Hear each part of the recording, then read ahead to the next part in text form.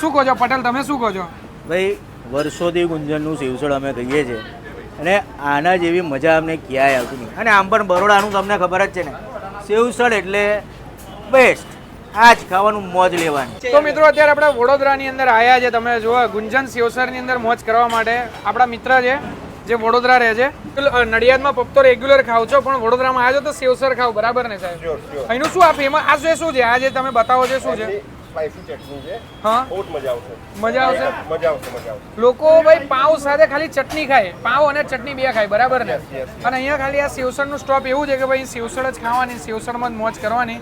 તો પ્રશાંતભાઈ આ ચટણી કઈ રીતે બનાવવાની? એમ થોડુંક લીંબુ નાખવાનું. હા, પછી થોડુંક મીઠું નાખવાનું. મીઠું નાખી દેવાનું. અને તમે એને પાવ જોડે ટેસ્ટ કરો. ઓહો, પાવ જોડે મોજે દરિયો. મોજે દરિયો. આ હા, જોરદાર.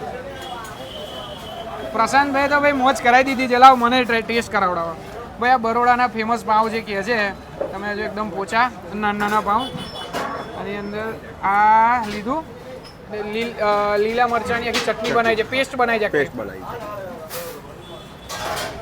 જોરદાર. તમે તીખું ખાવાના શોખીન હોય ને તો ભાઈ બહુ મજા આવી જશે. તમે જે લીંબુ નાખ્યું છે ને એના લીધે આખું ટેસ્ટ આખો અલગ ડિફરન્ટ આવે છે. ચટપટું લાગે.